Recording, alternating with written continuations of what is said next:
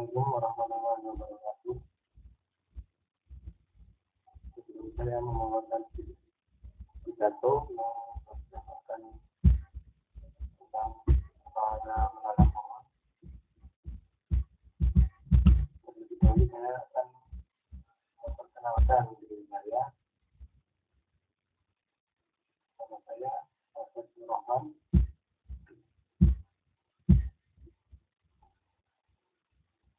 Saya dilahirkan di keluarga sederhana, lahir di daerah pedesaan yang masih cukup kecil udaranya, yang masih hijau tanaman-tanamannya, daerahnya tepatnya di Provinsi Jawa Tengah, Kabupaten Purworejo, Kecamatan Kolomadu, di Desa Kebonjani.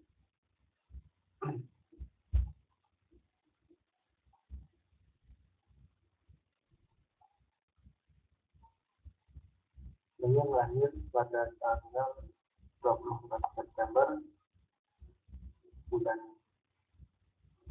September ya, pada tahun 1988 di sekitar rumah orang tua saya terdapat sawah yang cukup luas dan sebagian besar pekerjaan di bagian besar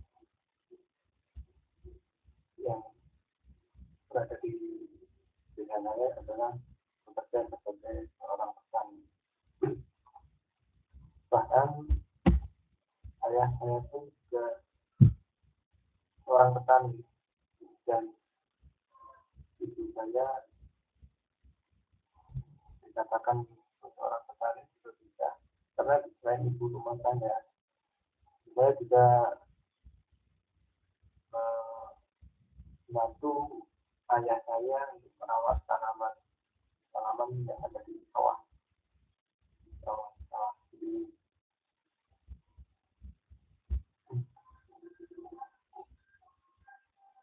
dari kecil saya sudah diajarkan tentang hidup, bertanggung jawab, dan bahkan di daerah tempat saya itu ada pengajian wajib setiap harinya.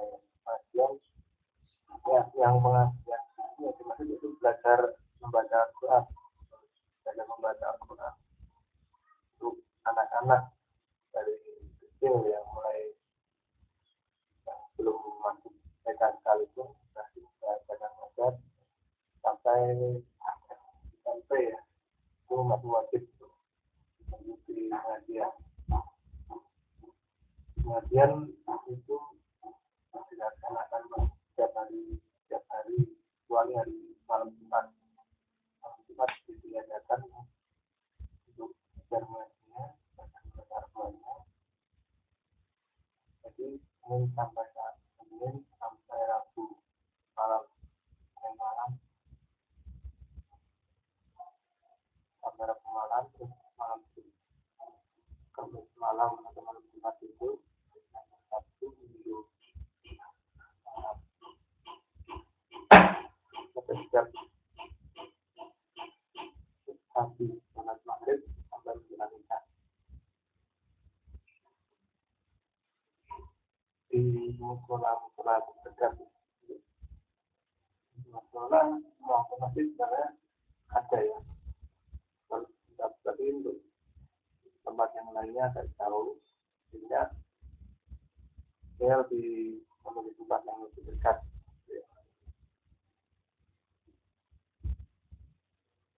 Saya adalah anak kedua dari tiga bersaudara. Jadi saya punya kakak satu dan adik satu. Untuk kakak saya itu seorang laki-laki, itu umurnya terpaut mungkin 3-4 tahunan lebih tua dari saya. Dia sudah menikah dan dia dia meneruskan pekerjaan orang tua sebagai orang tua. Dan saya juga mungkin seorang adik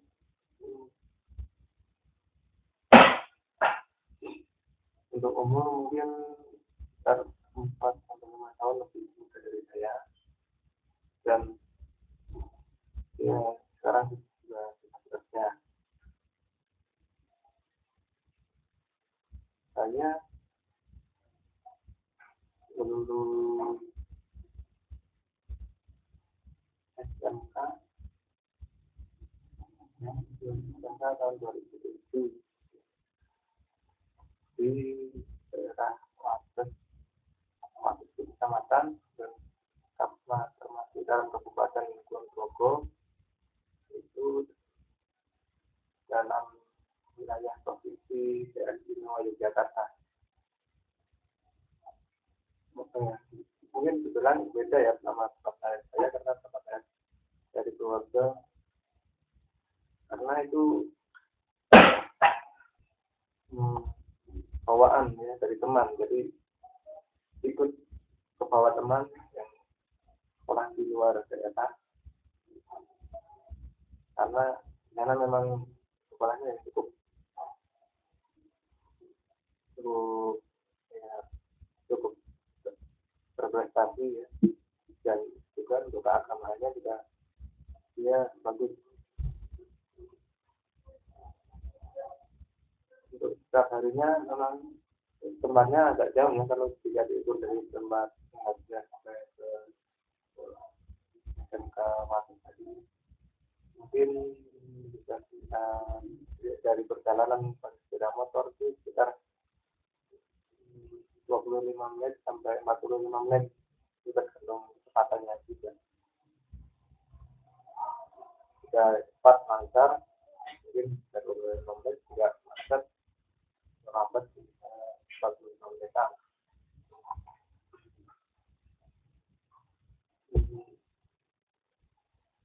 Ketika lulus saya sudah mencoba ikut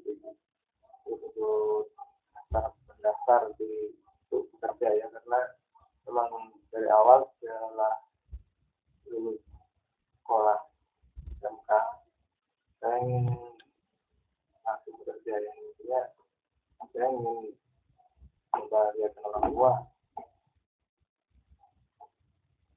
membantu orang tua. Setelah itu saya kemudian dapat info untuk ada lowongan pekerjaan, sudah saya bisa ikuti dan alhamdulillah diterima. Dan sebulan setelah lulusan itu saya mengikuti training sekitar 1 bulan, karena trainingnya wajib karena sudah mengikuti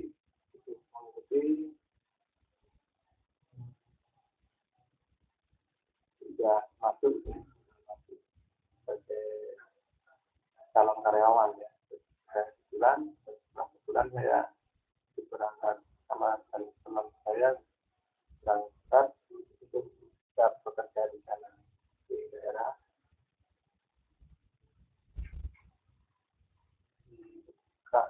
POPK sekarang. Saya sendiri masuk ikut kuliah di Institut Komputer Manajemen Informatika di sekarang itu pada tahun 2011. Itu juga karena ada sedikit dana dan juga ada motivasi atau dukungan dari sekitar saya, dari teman maka juga saya memutuskan untuk ikut kuliah di China. Jadi saya memilih China karena memang dia itu pastinya fleksibel ya, waktu fleksibel. Jadi ketika saya bekerja itu masih ada waktu untuk kuliah. Jadi bentar-bentar saja ya sudah mengatur waktunya. Dan alhamdulillah sekarang sudah melaksanakan, karena sudah semester akhir dan kita melaksanakan melaksanakan PA. Kalau di hal ini yang dimaksud PA itu hukum, itu kompetensi. Mungkin hanya itu yang saya sampaikan untuk memperkenalkan diri saya. Untuk selanjutnya melanjutkan tema kita sama saya tadi yang saya sampaikan, yaitu pahala dari menanam pohon. Rasulullah SAW pernah bersabda, tak ada seorang muslim yang menanam pohon atau tanaman lalu burung memakannya atau manusia atau hewan, kecuali dia akan mendapatkan sedekah karenanya. Pemerintah Indonesia terus melancarkan program penghijauan. Oleh karena itu, di mana-mana kita akan melihat reklame dan promosi penghijauan, baik melalui media visual maupun audio visual. Promosi banyak terpampang di titik-titik jalan dan tempat-tempat lainnya. Bahkan ada juga yang tersambar di mobil-mobil yang mengajak kita melakukan program tersebut. Pemerintah telah mencanangkan program penghijauan dengan tema Go Green atau disebut menuju penghijauan.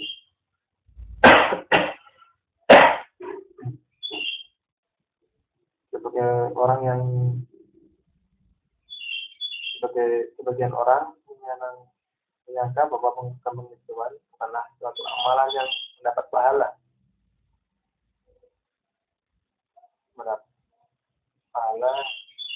Di sisi Allah, sehingga di antara mereka yang ada yang banyak yang bermalas-malasan untuk mendukung program tersebut.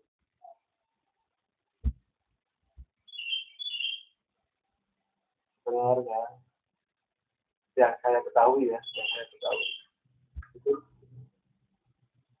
menanam pohon itu adalah termasuk dalam amal jariah, karena Rasulullah pernah bersabda dalam satu hadis yang artinya, jika seorang manusia meninggal dunia, maka terputuslah seluruh amalnya, kecuali dari 3 perkara, yaitu sedekah jariah yang mengalir pahalanya, ilmu yang bermanfaat, dan anak soleh yang mendoakan kebaikan dunia. Hadis riwayat Muslim dan dalam kitabnya Al-Wasiyah 4199.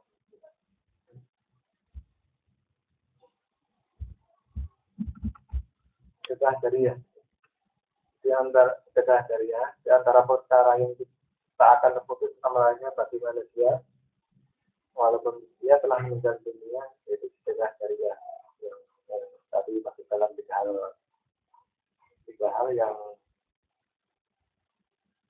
yang telah dikatakan Nabi tadi, yang amalan yang tidak terputus salah satunya sedekah jariah. Para ahli ilmu menyatakan bahwa sedekah jariah memiliki banyak macam dan caranya, seperti membuat sumur umum, membangun masjid, membuat jalan atau jembatan, menanam tumbuhan, baik berupa pohon, bijian, atau tanaman pangan dan lainnya. Jadi penghijauan atau menghijaukan lingkungan dengan tanaman yang kita tanam merupakan sedekah dan amal jariahnya kita dapat bagi kita. Kalau telah meninggal atau selama pada telah meninggal selama tanaman itu tumbuh atau berketurunan.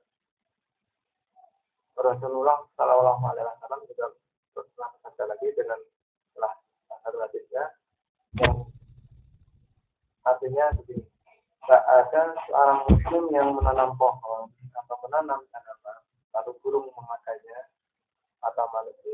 atau hewan, kecuali dia akan mendapatkan berkah saja. Nah, di sini diriwayatkan Al-Bukhari dalam kitab Al-Mujaro'at 2320 dan Muslim dalam kitab Al-Mustaqot 3950. Keterangan di atas itu menunjukkan bahwa cegah untuk semua jenis hewan dan makhluk bernyawa di alamnya terdapat pahala. Jadi satu amalan yaitu amalan jariah, yaitu yang termasuknya itu menanam pohon itu jelas artinya selain membangun jembatan, membangun jalan raya, membangun masjid dan masih banyak lainnya ya.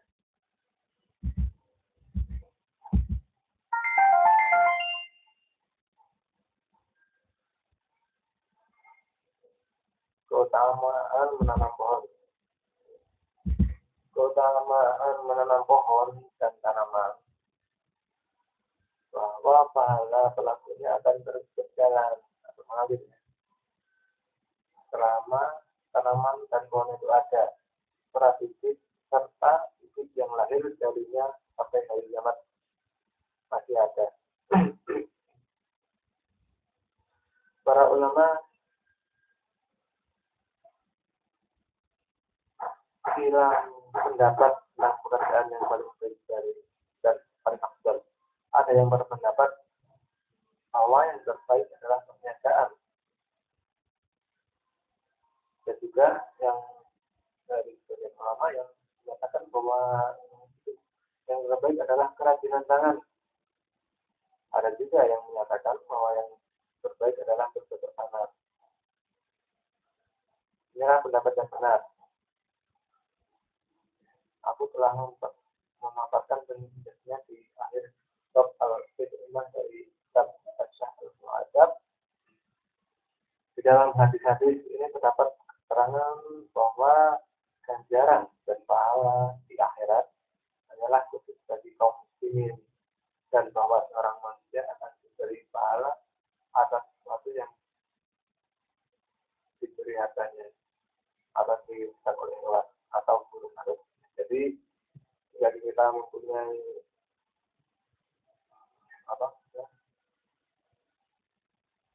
hartanya jika ada yang mencuri, ada yang dirusak oleh hewan atau burung atau jenisnya, kita itu secara otomatis kita akan mendapatkan dari pahala orang yang mencuri kita dari hasil keburukan. Jadi ya kita mempunyai barang jika ada yang mengambil, misalnya ada yang mencuri mencuri barangnya, otomatis kita akan mendapatkan pahala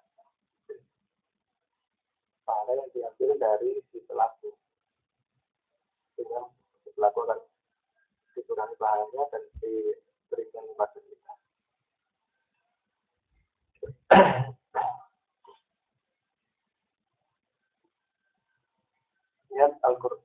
Lihat al-Minhaj 10/450 oleh An-Nawawi dan dari Al-Ma'rifah berikutnya. Pahala sedekah yang dijanjikan oleh Nabi Sallallahu Alaihi Wasallam dalam hadis ini akan diraih oleh orang yang menanam, walaupun ia tidak meniatkan tanamannya untuk diambil panennya, akan tidak diambil atau dirusak manusia dan hewan sebagian sedekah.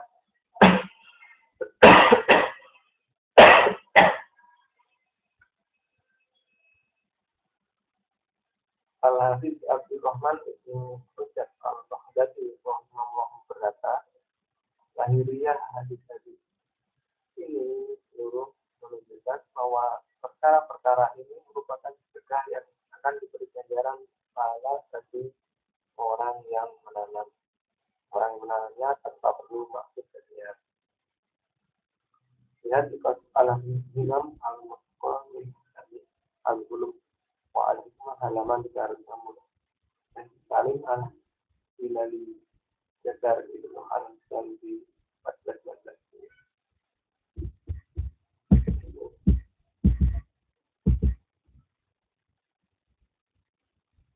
Penghijauan atau regenerasi itu merupakan amal soleh yang mengandung banyak manfaat bagi manusia di dunia dan membantu kemaslahatan akhirat manusia.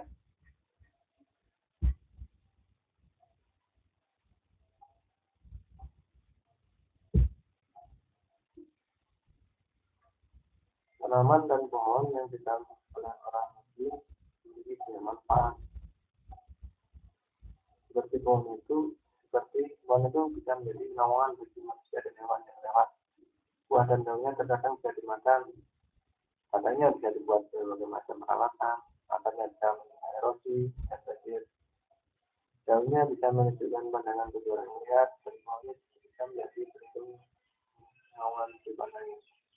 Membantu sanitasi lingkungan dalam mengurangi polusi udara dan berbagai manfaat lainnya.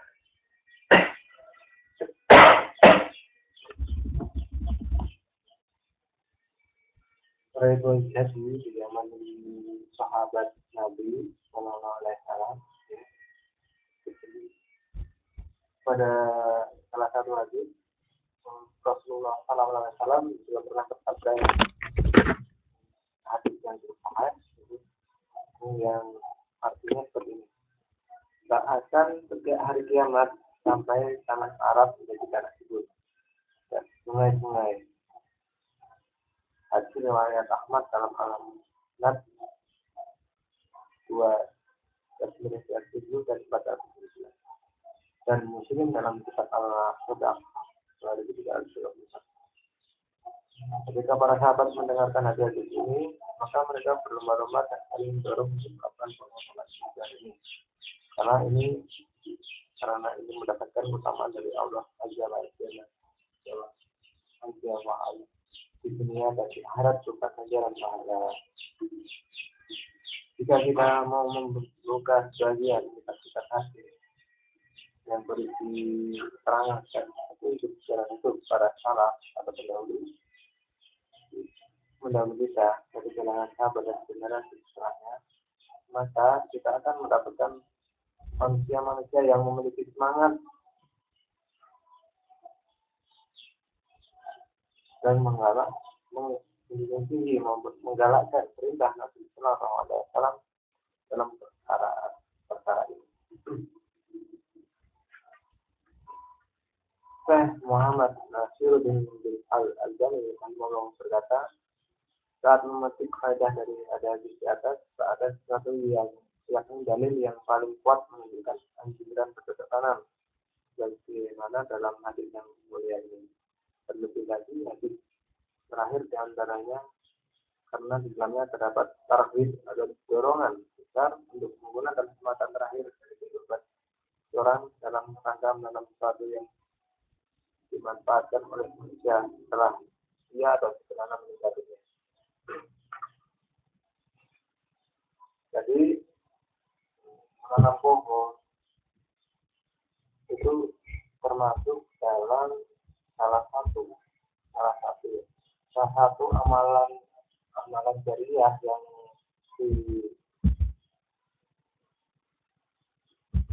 yang sudah amalan jariah yang telah disampaikan oleh banyak para ulama. Karena amalan jariah itu sendiri itu amalan yang sangat mengalir deras, ya. Tidak ada dirinya belum hari kiamat datang. Amalan yang cukup sulit untuk melakukannya, tapi jika sudah dilakukan maka sangat gampang, ya, sangat mudah untuk mendapatkan pahala dari amalan tadi, amalan jariah. Bahkan sampai di orang yang mengamalkan amal jariah tadi, beramal jariah tadi itu yang sudah meninggal itu masa pahalanya tetap mengalir sampai sebelum hari kiamat datang.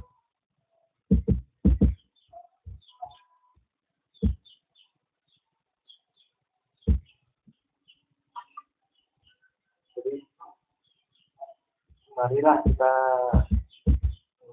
mulai saat ini misalkan merawat tanaman, merawat aktivitas yang lain, karena tanaman itu banyak sekali manfaatnya ya, seperti yang telah disebutkan di atas. Ya, tadi saya sebutkan bahwa daun juga memberikan pandangan, menyegarkan udara ya, udara karena polusi udara. Terus akarnya bisa menahan erosi, mengurangi erosi longsor, mengurangi banjir. Batangnya bisa digunakan untuk kebutuhan lainnya. Bahkan jika tanaman itu ada buahnya itu, buahnya juga bermanfaat bagi manusia ya, seperti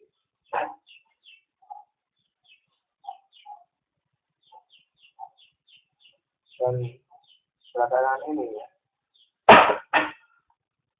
karena semakin maraknya penebangan pohon secara liar, semakin maraknya penebangan secara liar, pohon secara liar, dan penggunaan AC yang cukup tinggi mengakibatkan suhu udara bumi kita itu menjadi panas, suhu udara kita menjadi lebih tinggi ya temperaturnya. Karena itu tadi, karena bagian dari kita itu memikirkan hanya keuntungannya dia semata, keuntungan dia di dunia, tidak terlalu mementingkan kehidupannya kelak di akhirat. Padahal hidup di dunia itu hanya sementara ya, hanya sementara. Hidup di dunia itu hanya sementara, sedangkan hidup yang kekal, hidup yang sebenarnya itu di akhirat nanti, setelah kematian, setelah kiamat.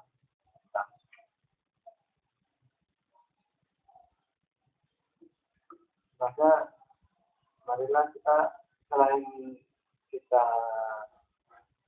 mencari keuntungan di dunia itu, kita juga harus mencari keuntungan di akhirat. Jadi misalkan satu perbuatan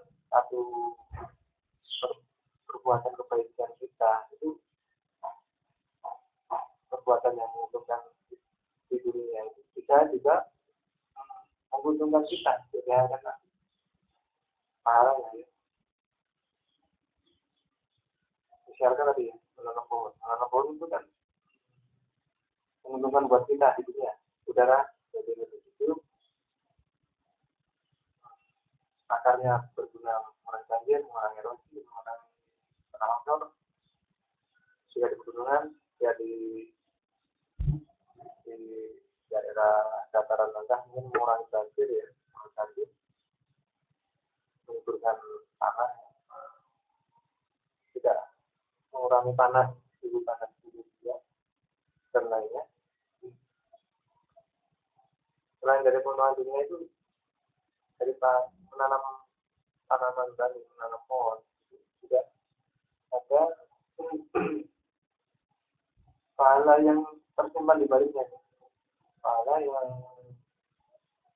tidak kita sadari, mungkin tidak kita sadari juga. Baru kita sadari setelah mengetahui ayat-ayat tadi bahwa menanam pohon itu menjadi salah satu amalan jariah bagi pengamalnya.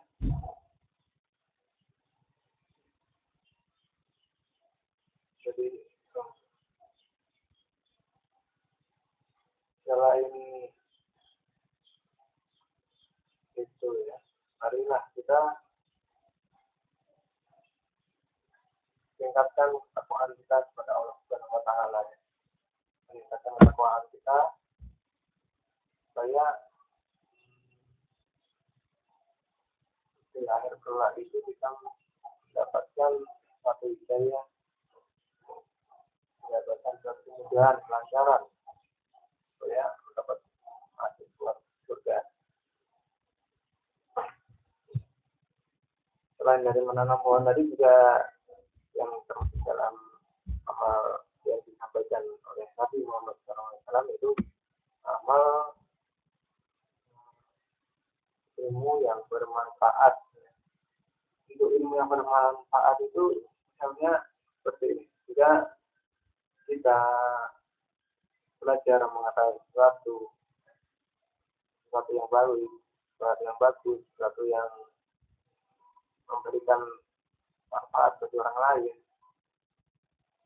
Setelah kita bisa mengaplikasikannya, mengamalkannya, kemudian kita berbagi kepada teman maupun saudara maupun sahabat maupun keluarga maupun yang lainnya, berbagi tentang ilmu tadi, ilmu yang bermanfaat tadi, maka bisa dikatakan ilmu itu bermanfaat karena ilmu itu diajarkan kepada hati kita, secara kita maupun orang-orang yang ada di sekitar kita. Itu yang salah satu pahala yang tidak terputus ketika setelah kita menunjukkan pahala yang tidak terputus lagi itu berbakti kepada orang tua,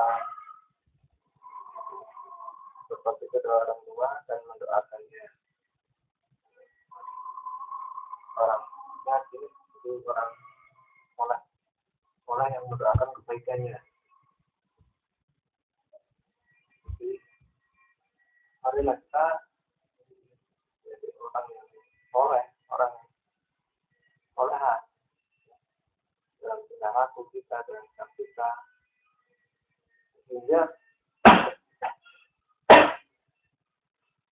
kelak kita tidak akan menyesal. Walaupun memang menjadi orang yang soleh itu berat, tidak mudah itu. Walaupun kita membayangkannya itu gampang ya, tinggal berbuat baik aja, kita sudah hidup soleh. Kita mendoakan aja, kita hidup soleh. Tapi yang itu yang berkesinambungan ya, yang tidak ada putusnya. Misalnya ini, kita berbuat baik dengan sedekah itu tidak hanya sekali, tidak hanya 2 kali. Semampu kita itu diutamakan yang berkelanjutan. Jangan banyak tidak bersedekah uangnya banyak, tapi hanya sekali. Lebih baik itu sedikit tapi terus. Itu yang lebih baik ya, lebih baik amalan yang lebih baik. Jadi tentang solehan ya,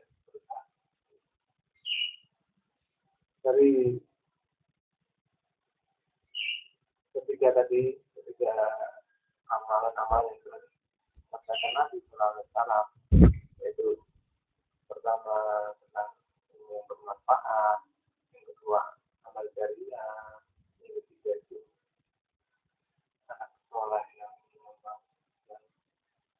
mendoakan kebaikan untuk orang tuanya. Itu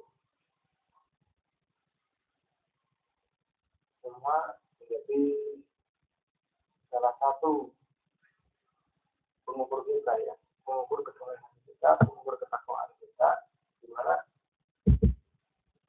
orang yang bertakwa itu selalu berusaha walaupun dia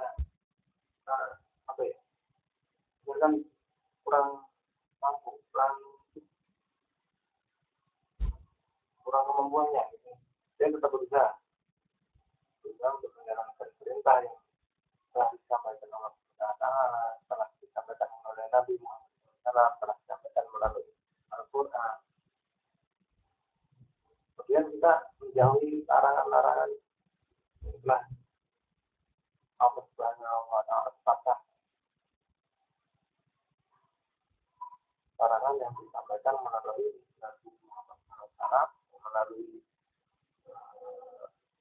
kitabnya dan melalui lainnya. Karena banyak sekali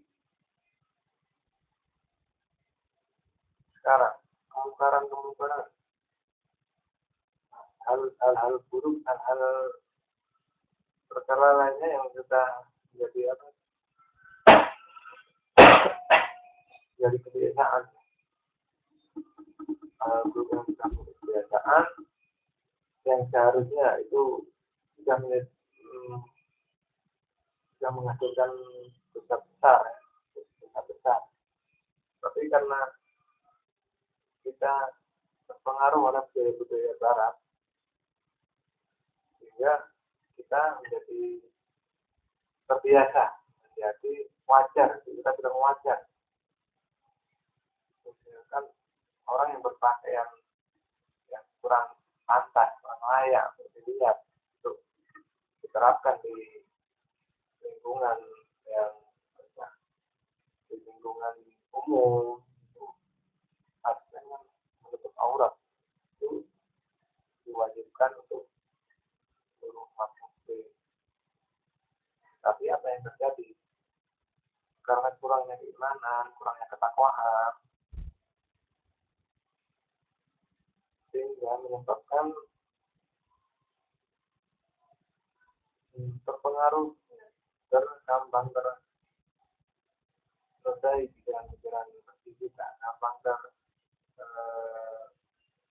terpengaruh dari budaya lain yang sudah tahu itu bahwa budaya bukan budaya dari kita,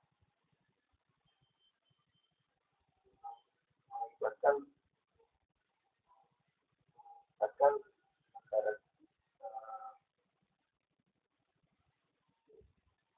pahala kita yang berkurang.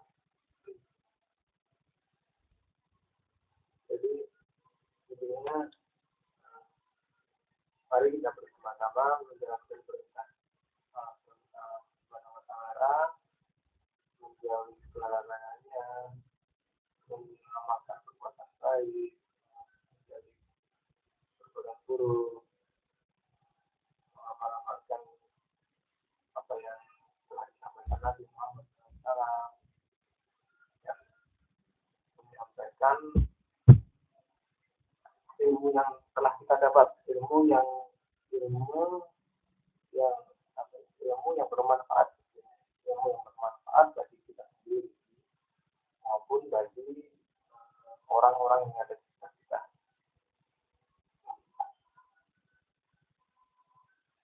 Mungkin agak menyimpang ya dari masalah pahala dari bulan Ramadan ya. Karena sebenarnya ini suatu alur, satu lingkaran, suatu proses di mana jika kita melakukan perbuatan baik, otomatis kita akan mendapatkan pahala. Karena sebuah pahala itu tidak diukur dengan materi saja, tidak diukur dengan uangnya saja, tidak diukur dengan, tapi itu diukur dari keikhlasan, terus dari itu penyambungannya, berkelanjutannya, terus diukur dari kelakuan kita. Jadi kemana ibadah kita ibadah yang menjadi tiang kita itu sholat 5 waktu. Banyak hadis yang meriwayatkan jika sholat kita kurang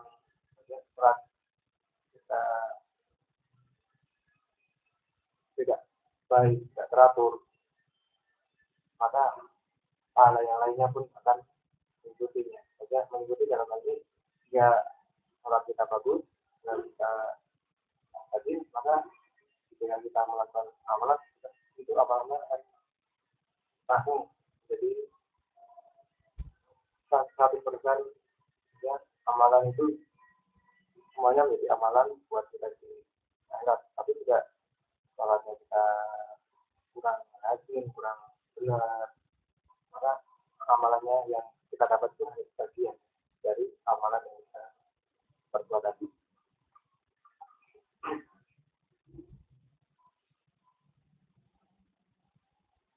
Mungkin hanya itu ya dari saya, sedikit pidato dari saya.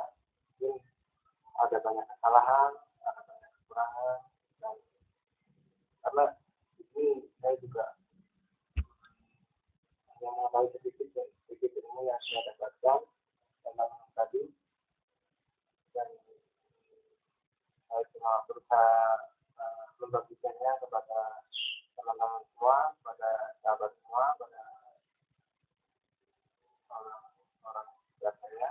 Semoga apa yang kita jalankan, apa yang kita lakukan, apa yang kita amalkan, dan apa yang kita dapatkan juga itu semua dihitung pahala, semua dihitung pahala Allah Taala, dan semoga amal yang kita lakukan itu semua dihitung pahala juga.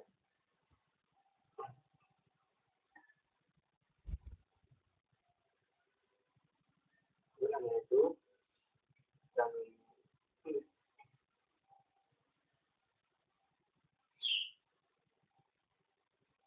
tambahan lagi dari saya untuk penanaman pohon tadi, penanaman tadi. Marilah kita tingkatkan dengan memperbaiki keadaan kita, karena selain itu juga sebenarnya energi itu bukan titipan nenek moyang kita. Sebenarnya energi itu adalah titipan untuk anak cucu kita. Jadi menanam pohon, menyiram air,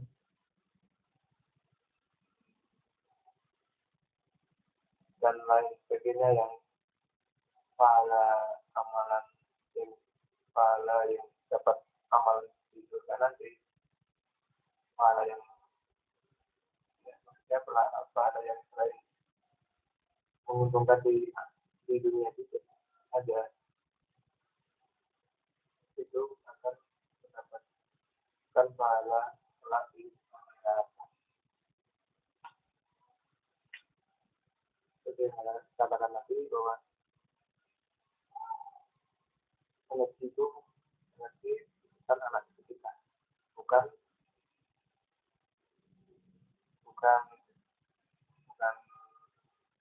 apa ya, energi bukan dari nenek moyang kita untuk kita nanti, energi itu kita.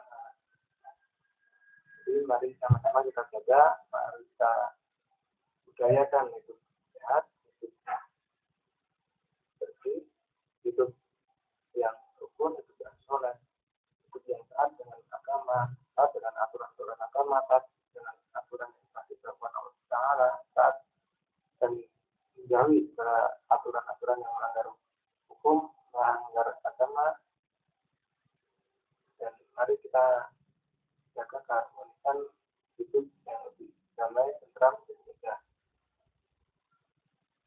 Itu dari saya. Assalamualaikum warahmatullahi wabarakatuh.